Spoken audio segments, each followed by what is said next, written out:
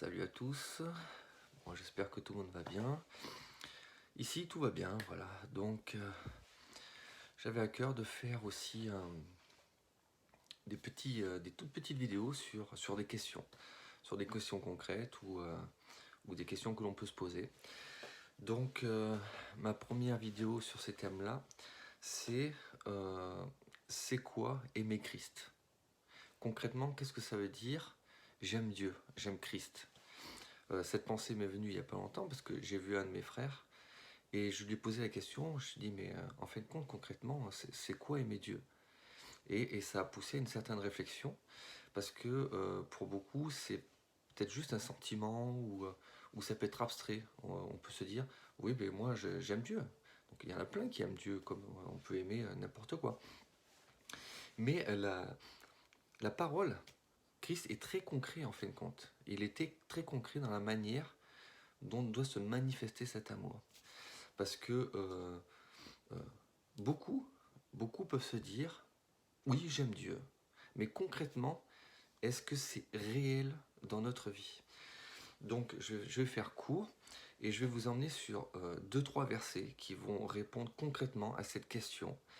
Et ça permet de nous sonder tout à chacun, de savoir si nous sommes dans le véritable amour de notre Sauveur ou si on est comme dans une espèce d'illusion ou est-ce qu'il n'y a pas un voile, est-ce qu'il n'y a pas des choses à changer pour être dans le véritable amour que Christ demande en fin de compte.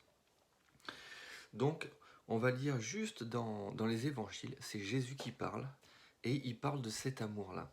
On va aller dans le chapitre Jean 14, et aussi dans Jean 15. Moi, je vous invite à tout lire, mais je vais vous prendre 2-3 bribes de versets très concrets. Donc, Jésus dit dans Jean 14, 21, « Celui qui a mes commandements et qui les garde, c'est celui qui m'aime. Et celui qui m'aime sera aimé de mon Père, et je l'aimerai et je me ferai connaître à lui. » Il dit clairement, celui qui a mes commandements et qui les garde, c'est celui qui m'aime. Donc, Christ, il ne se réfère pas à un sentiment. Christ, les sentiments charnels, les sentiments humains, c'est que on sait tous que c'est défaillant et ça peut être corrompu, etc. Mais Christ, là, il pose un fondement sur tu sais que tu m'aimes si tu as mes commandements et si tu les gardes. Il va dire un peu plus loin. Si quelqu'un m'aime, il répète, il gardera ma parole et mon Père l'aimera. Nous viendrons à lui, etc. Celui qui m'aime garde ma parole.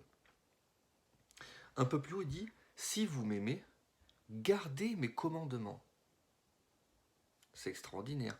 Donc, Jésus, c'est quelqu'un qui est en fin de compte très pratique. Mais ça veut dire quoi exemple, garder ses commandements. C'est pas juste les prendre, les mains dans une boîte et dire je les garde de côté. Non, c'est en fin de compte, c'est quand il dit garder mes commandements, c'est-à-dire que c'est en nous et qu'on les met en pratique. On les met en pratique. C'est pas juste ah ok Seigneur, exemple, aimer son prochain, ouais, c'est un beau commandement, je les garde en moi. Mais s'il n'y a pas une manifestation de ce commandement, dans ces cas-là, c'est comme si Dieu disait mais tu ne m'aimes pas si tu ne mets pas en pratique. Et on va voir concrètement ce que Jésus un peu plus loin dit par rapport à ça, garder mes commandements, etc. Dans le chapitre 15, verset 12, là il est en train de mettre le niveau à celui que doit être en fin de compte un enfant de Dieu. C'est ici mon commandement. Aimez-vous les uns les autres comme je vous ai aimé. Donc là, il est en train d'exposer un commandement parmi beaucoup en fin de compte.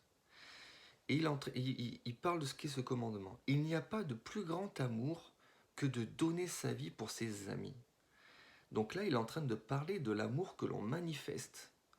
Et lui, l'amour, son amour parfait, c'est qu'il donne sa vie pour ses amis. Donc Christ a donné sa vie pour nous qui sommes devenus ses amis. Vous êtes mes amis si vous faites ce que je vous demande. Donc être ami, c'est manifester l'amour envers son prochain en donnant sa vie.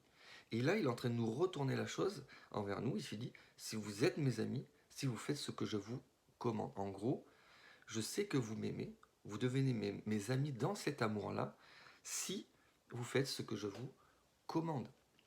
Donc concrètement, quand on dit qu'on aime le Seigneur dans notre vie chrétienne, dans notre marche, je pense que des fois il faut se poser 5 minutes et se dire, mais Seigneur, je dis que je t'aime, mais concrètement c'est quoi t'aimer? C'est quoi aimer Dieu? Dieu, il met pas ça dans la catégorie du sentiment humain ou non. Bien entendu, c'est mélangé d'un sentiment, etc. Mais Dieu ne s'attarde pas à ça. Il regarde concrètement si tu l'aimes, il voit si tu l'aimes, si tu obéis à ses commandements. Parce que nous sommes, en tant qu'enfants de Dieu, nous sommes attachés à ses commandements. Nous ne sommes pas séparés de ses commandements. Beaucoup prêchent en disant qu'on n'est plus sous la loi, il n'y a plus aucune loi, on peut faire ce qu'on veut, etc. Ça, c'est un faux évangile. Parce qu'il dit clairement qu'il faut obéir à ses commandements et les mettre en pratique. Et ça montre, bien sûr, dans l'amour, et ça montre que l'on est aussi enfant de Dieu. Donc concrètement, si je devrais donner une réponse assez simple, bien sûr, on peut peut-être la compléter avec d'autres versets, etc. Mais Christ dit, si vous m'aimez, vous avez mes commandements et en gros, vous les gardez, vous les mettez en pratique. Tout simplement. Donc ça permet de nous sonder. Moi, ça permet de me sonder à l'intérieur, d'éprouver ma foi, d'éprouver l'amour que j'ai pour mon Sauveur et me dire concrètement où est-ce que j'en suis. Où est-ce que j'en suis quand je dis mais moi j'aime Christ. Bien sûr que j'aime Dieu et j'aime Christ. Mais après, derrière, Dieu dit ce n'est pas suffisant de dire que tu m'aimes pour m'aimer en fin de compte. Voilà, j'espère que ça vous exhorte, que ça permet de vous sonder et vraiment soyez bénis. Et d'autres questions viendront, j'espère, selon l'inspiration que le Seigneur me donnera.